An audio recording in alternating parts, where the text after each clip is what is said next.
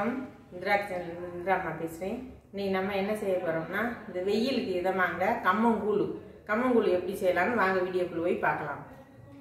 கம்பு வந்து நல்லா க்ளீன் பண்ணி 250 ml கப்பில் வந்து 1.5 கப்பு எடுத்து வச்சுருக்கேங்க. நைட்டே ஊற வச்சுட்டு நல்லா ஊற வச்சு கழுவி வடிகட்டி வச்சுருக்கேன். இதை வந்து மிக்சி ஜாரில் சேர்த்துடலாம்.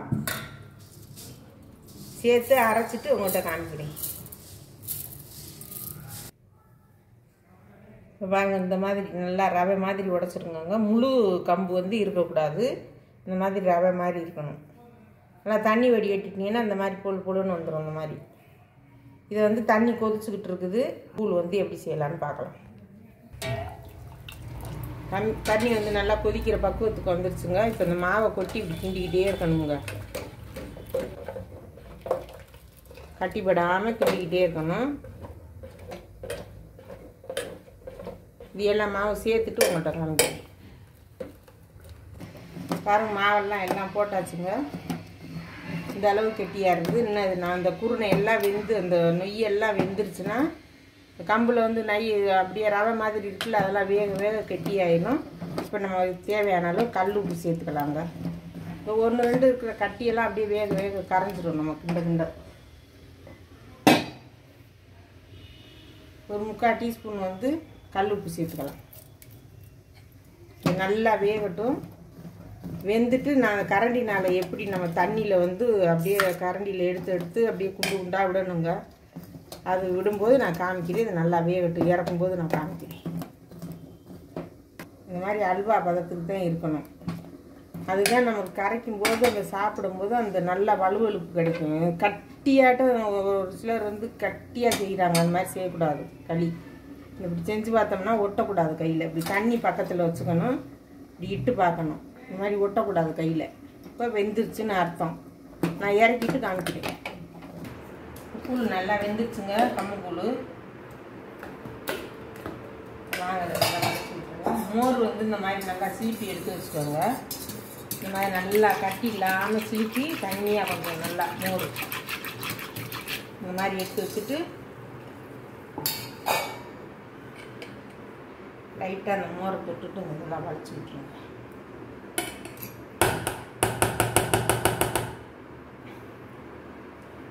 சுற்றி இந்த மாதிரி எடுத்து விட்டுருங்க.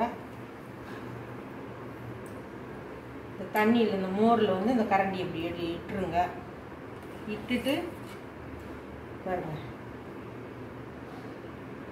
இப்படி தாங்க செய்யணும். இதுதாங்க அந்த காலத்தில் இப்படி தாங்க செய்வாங்க. எங்கள் வீட்டிலெல்லாம் பால் மாடு இருக்கும். எங்கள் வீட்டிலெல்லாம் வந்து எங்கள் பாட்டி வந்து இந்த மாதிரி தான் செஞ்சு எங்களுக்கு பழக்கி விட்டுருக்காங்க. இது வந்து நம்ம மிக்சியில் உடைக்கிற, நாங்களாம் வந்து உரலில் போட்டு இடிப்பாங்க. இது வந்து சோறு மாதிரியே இருக்கும். அது 3/4 பக்கத்தில் அப்படியே குருணை சோறு மாதிரி இருக்கும். கம்மங்கூழ் வந்து இங்கே வாங்குறது வந்து பாருங்கள், வெள்ளையாகவே இல்லை. ஊர்லேனா வந்து நல்லா வெள்ளையாக இருக்கும். இப்படித்தாங்க மோந்து போடணும்.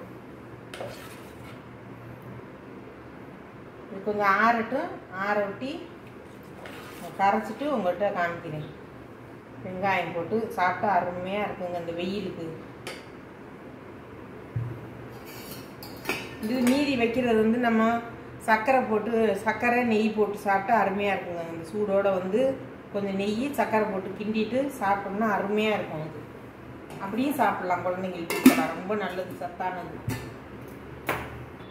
இப்போ பாருங்கள், எடுத்துகிட்டே பாருங்கள். நல்லா ஆறிடுச்சு. இந்த மாதிரி இருக்குங்க.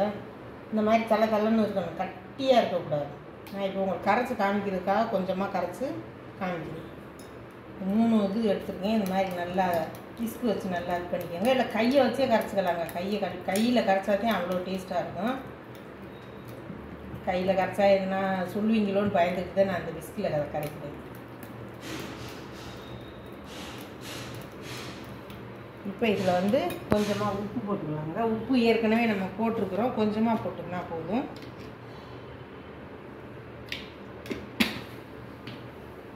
இப்போ இந்த மோர் இருக்குது இல்லைங்களா, அந்த மோரே ஊற்றிக்கலாம். மோர் நல்லா புளிப்பாக இருக்குது. இந்த மோரை ஊற்றிக்கலாம். நம்ம இந்த மாதிரி நல்லா கரைச்சிட்டு நான் காமிக்கிறேன். இந்த வெட்டி வச்சுருக்க வெங்காயத்தை கொஞ்சமாக சேர்த்துக்கலாம். அதில்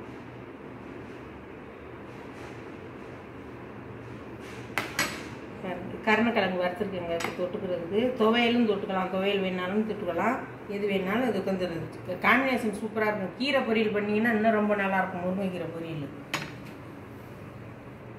கம்மங்கூழ் ரெடி ஆயிடுச்சு.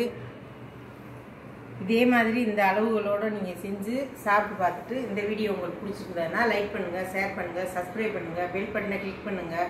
எல்லோரும் சப்போர்ட் பண்ணுங்கள், எல்லோரும் சப்ஸ்கிரைப் பண்ணுங்கள், உங்கள் நண்பர்களுக்கெல்லாம் ஷேர் பண்ணி விடுங்க. நன்றி, வணக்கம்.